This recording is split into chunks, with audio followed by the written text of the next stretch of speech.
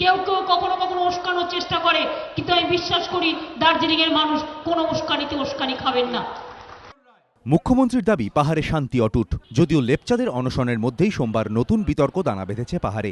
জিটিএর আওতার বাইরে পৃথক লেপচা উন্নয়ন পর্ষদ গড়ার দাবিতে কালিম্পংয়ে আমরণ অনশন চালাচ্ছে লেপচা রাইটস মুভমেন্ট ও আইএলটিএ। এদিন শারীরিক অবস্থার অবনতি হওয়ায় জোর করে 6 জন অনশনকারীকে হাসপাতালে ভর্তি করেছে প্রশাসন। মোর্চা এই ইস্যুতে তাদের অবস্থান থেকে সরে না এলে আমরণ অনশন চলবে বলে হুমকি দিয়েছেন লেপচা নেতারা।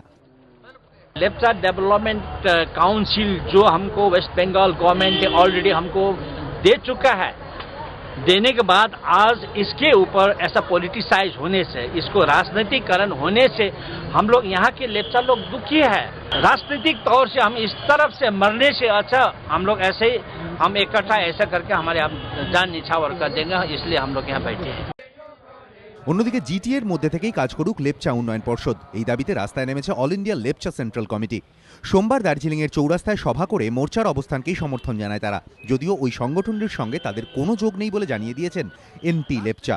এই বিতর্কের মধ্যেই দার্জিলিং জেলা কংগ্রেস সভাপতি শঙ্কর মালাকারের সঙ্গে সোমবার বৈঠক করেন মোর্চা সভাপতি বিমল গুরুং, যার জেরে নতুন জল্পনা শুরু হয়েছে রাজনৈতিক মহলে। সনদ ঝা, মোহন প্রসাদ ও আশাবুল হোসেন, এবিপি আনন্দ।